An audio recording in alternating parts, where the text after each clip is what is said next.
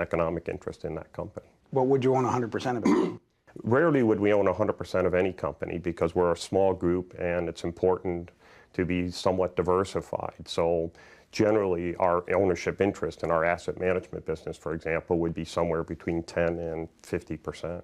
And you're not, in venture capital, there's always this kind of, this be-all and end-all, which is the exit strategy, where they're going to make a pile, and people are always looking at the clock saying, when's our exit strategy? But that's usually with companies that they want to take public and so on. I don't think this process is like that.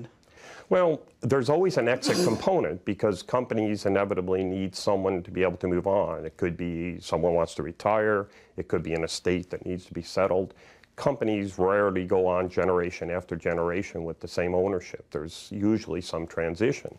We've actually, one of the groups that we have within our group, our overall group, is dedicated to helping companies do these kind of transactions, to transition from one owner to another. Not because we're hell-bent to get out of deals, but because we recognize that ownership interest changes, people's priorities change, people get older, situations change. And how does it work concretely with the phone on your desk? It's like calling the doctor, right? Help, I need help. When can you come over? How does it happen? People get your name, and they call you and say, Mr. Kirchner, I'm in trouble here. What can you do? Is that the way it...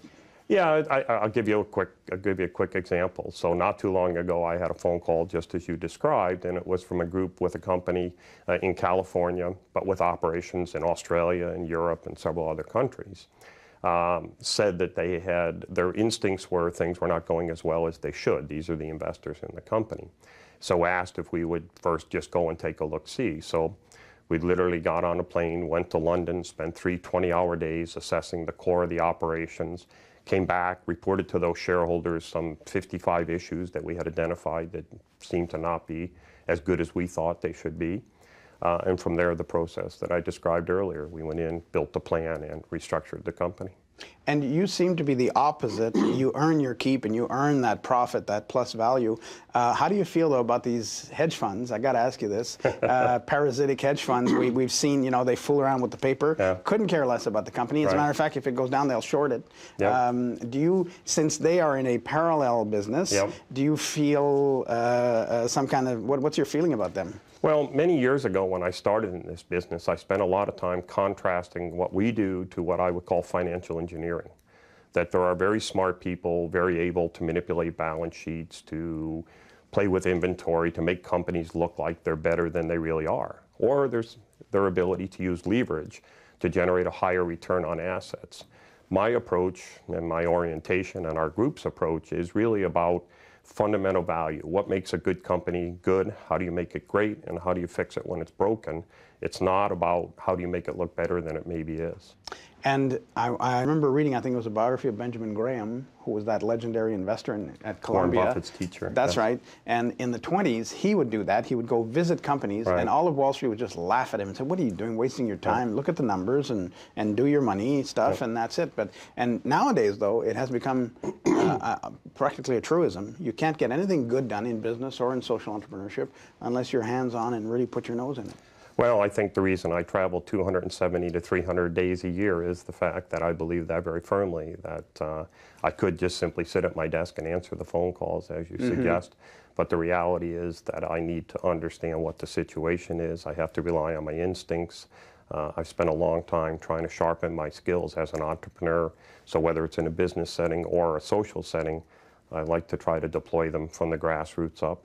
And to go back to business a little bit, I think people by now realize you're a person who's capable of great hope and great optimism, but no fool. You're very realistic and hands-on.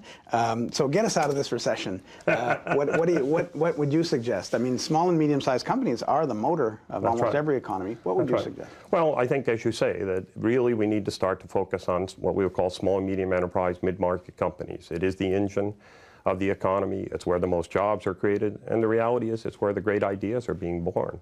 So what we need to do is go back to the fundamentals. We need to start looking for good ideas. We need to look for very committed, intelligent people, and we have to provide them with the resources to succeed.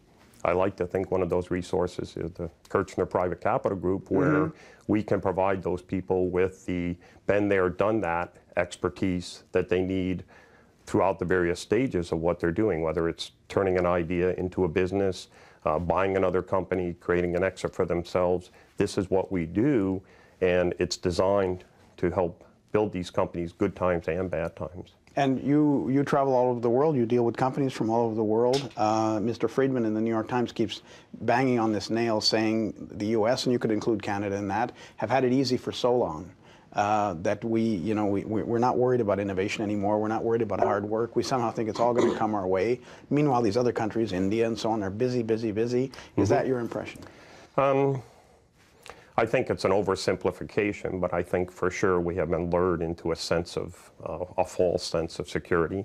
Innovation, tenacity, sacrifice, these are the things that build great economies. I think other countries are at a stage in their development where that's perhaps more the rule than the exception. But I would never underestimate the North American entrepreneur. And I believe that, as I said earlier, with the right kind of resources, you will see a lot of great innovation coming out of North America. And would you also say that the cold shower on Wall Street didn't last long? They didn't get punished very much. That's a feeling that's out there. Yeah. And they're back to partying. That's not very reassuring. Yeah. Well, what's your take on it? I mean, I think unfortunately that appears to be true. I think that one would have hoped such a sobering experience would have carried a lifelong lesson for people. I'm not sure that happened. But again, a lot of what goes on Wall Street is not about small and medium enterprise. Small and medium enterprise is closer to Main Street than Wall Street. So I think these are the companies that it's a much smaller transition back to the fundamentals. And I hope that more and more opportunities will present itself for these companies to see that mission as opposed to the delusions of grandeur that is sometimes Wall Street. After you enter the foundation. Thank you very much. Bob Scully, have a great week. I'll see you next week. Thanks.